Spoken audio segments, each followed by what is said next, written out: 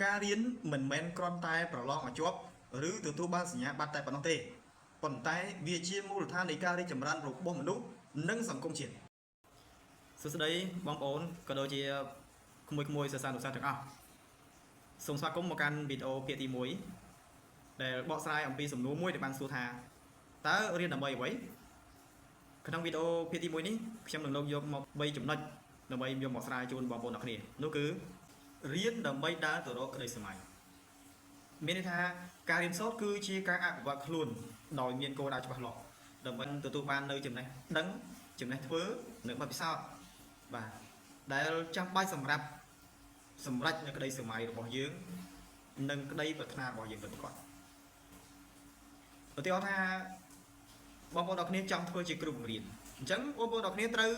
អភិវឌ្ឍខ្លួនទៅលើសមត្ថភាពទៅលើមុខវិជ្ជាដែលបងប្អូនចង់ធ្វើឧទាហរណ៍ថាបងប្អូនចង់ធ្វើជាគ្រូបង្រៀនមុខវិជ្ជាភាសាខ្មែរអញ្ចឹងបងប្អូនត្រូវផ្ដោតទៅលើមុខវិជ្ជាភាសាខ្មែរនឹងឲ្យច្រើនណាទៅលើមុខវិជ្ជាសង្គមនឹងឲ្យច្រើនណា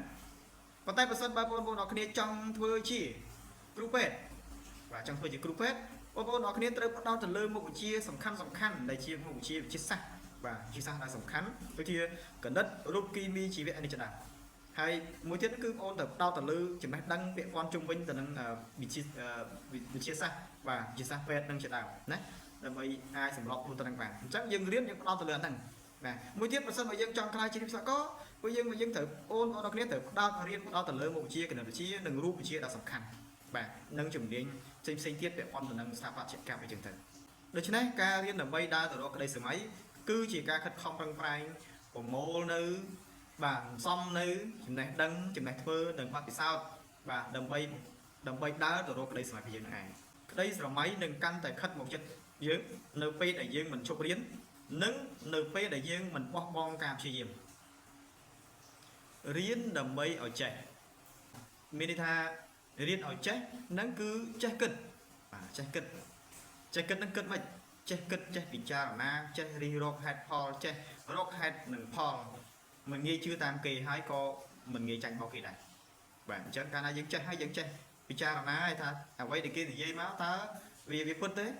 បាទយើងយកមកពិចារណាសិនបាទមួយទៀតគឺចេះរស់បាទចេះរស់ហ្នឹងគឺមានថាចេះរស់នៅក្នុងសង្គមមានថាជាក់ស្ដែងនៅក្នុងសង្គមរបស់យើងសប្តាហ៍ថ្ងៃបែបណាគឺយើងចេះសម្របខ្លួនបាទចេះសម្របខ្លួនទៅនឹងបរិយាកាសឬក៏ស្ថានភាពជាក់ស្ដែងរបស់សង្គមរបស់យើងទោះបីជាមជ្ឈដ្ឋានជុំវិញយើងបែបណាទោះបីជាអ្វីដែលយើងរស់នៅក្នុងបរិយាកាសបែបណាក៏យើងអាចនឹងសម្របខ្លួនទៅនឹងស្ថានភាពនោះផងដែរមួយទៀតគឺចេះគ្រប់គ្រងបាទចេះគ្រប់គ្រងនោះគឺសំដៅទៅលើការងារចេះទៅលើការចេះគ្រប់គ្រងអារម្មណ៍បាទមិនខឹងឆេវឆាវមិនចេះតែធ្វើអ្វីទៅតាមអារម្មណ៍របស់យើងហើយចេះគ្រប់គ្រងហិរញ្ញវត្ថុរបស់ខ្លួនឯងក្នុងគ្រួសារទៀតមួយទៀតគឺចេះបែងចែកបាទចេះបែងចែកនេះគឺសំដៅទៅលើការចេះបែងចែកអ្វីដែលខុសអ្វីដែលត្រូវស្គាល់ខុសស្គាល់ត្រូវអ្វីដែលគួរធ្វើអ្វីដែលមិនគួរធ្វើមានសុភាសិតមួយឃ្លាបាននិយាយថាមនុស្សមិនចេះប្រៀបបាននឹងមនុស្សដែលងងឹតភ្នែកទាំងសងខាងទាំងមេឃនៅភ្លឺចែករៀនដើម្បីជំរឿនជីវិត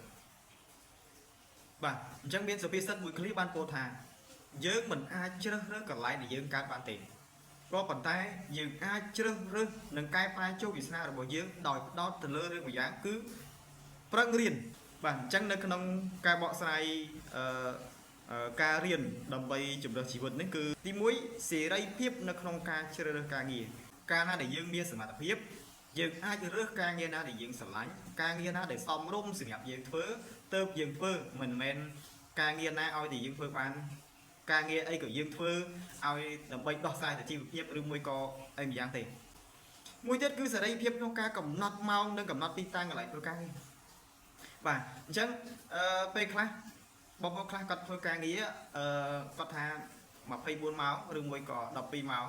ដែលគាត់ធ្វើការងារដោយគ្មានពេលសម្រាកគាត់ខំប្រឹងតែធ្វើតែមួយយ៉ាងគឺដើម្បីបំពេញការងារឲ្យគ្រប់ម៉ោងហើយដើម្បីបានប្រាក់ខែ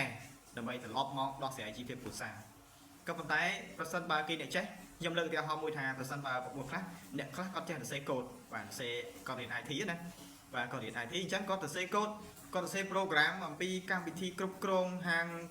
កាហ្វេម៉ាតឬមួយការគ្រប់គ្រងតាមសាលារៀនឬក៏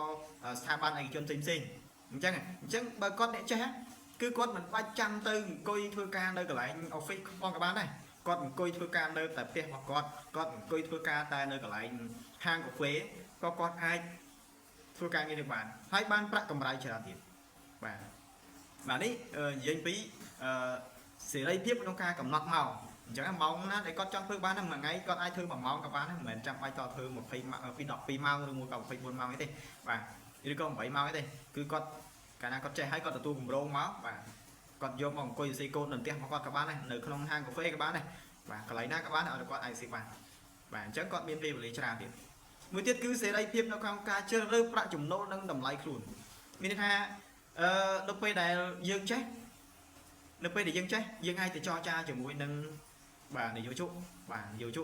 ស្នើទៅលើតកែណាបាទតកែក្រុមហ៊ុនដែលគាត់ជួលយើងទៅថាយើងគាត់ឲ្យប្រាក់ខែប្រមាណឬក៏ឲ្យប្រាក់កម្រៃប្រមាណ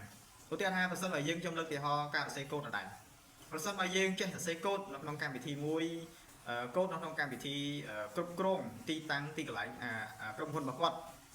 ការគ្រប់គ្រងបុគ្គលិកការគ្រប់គ្រងស្តុកការគ្រប់គ្រងអីផ្សេងៗទៀតបើសិនបើគាត់ចេះគឺគាត់អាចកំណត់ថ្លៃបានបាទកំណត់ថ្លៃបានថាគាត់ចង់បានតម្លៃប៉ុណ្ណេះបាទ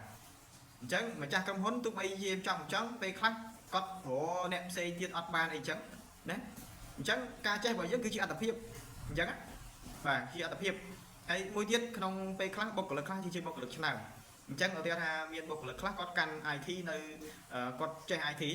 ហើយក្រុមហ៊ុនខ្លះគាត់ត្រូវការជួល IT ម្នាក់ដើម្បីមកកាន់អញ្ចឹងមិនប្រកាសថាបងប្អូនទាំងអស់សុទ្ធតែចេះ IT ទេអញ្ចឹងអ្នកដែលចេះ IT បាននេះគឺគាត់ទៅ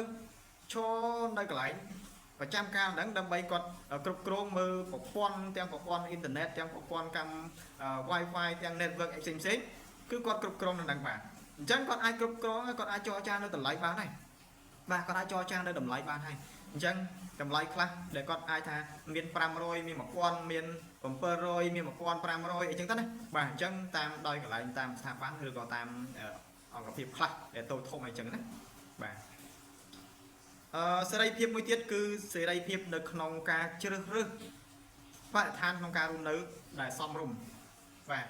មានថាគាត់អាចជ្រើសរើសកន្លែងមានថាបងប្អូនទាំងអស់គ្នាក៏អាចមានជ្រើសរើសសិទ្ធិជ្រើសរើសដែរក៏ប៉ុន្តែសិទ្ធិជ្រើសរើសមានថាគាត់មានធនធានគាត់មានសមត្ថភាពអញ្ចឹងទោះបីជាគាត់នៅកន្លែងណាក៏បានដែរអញ្ចឹងខ្ញុំនិយាយពាក្យមកថាមនុស្សដែលចេះគឺនៅកន្លែងណាក៏បានដែរនៅកន្លែងណាក៏រស់ដែរមិនស្លាប់ទេខ្ញុំលើកឧទាហរណ៍មួយថាគាត់ចេះគាត់ចេះដេរគាត់ចេះផាត់មុខគាត់ចេះធ្វើសាឡនណាបាទគាត់ចេះជាងជួសជុលមញ៉េទូរទស្សន៍អីចឹងទៅខ្ញុំលើកឧទាហរណ៍ថាបងប្អូនខ្លះគាត់ធ្វើជាងមញ៉េទូរទស្សន៍តែគាត់នៅក្នុងបាទប៉ុន្តែក៏នៅតែមានអ្នកខ្លះជិះទៅរកបាទក៏នៅតែមានអ្នកខ្លះជិះកង់ជិះម៉ូតូទៅរកគាត់នឹងទៅដល់កន្លែងទៀតទោះបីជាគាត់នៅក្នុងមិនក៏ដោយបាទនេះហើយគឺជាគាត់អាចជ្រើសរើសបរិស្ថានក្នុងការរស់នៅបើសិនបើកន្លែងមួយដែលគាត់នៅថាមើលទៅវាមិនសមរម្យសម្រាប់គាត់នៅ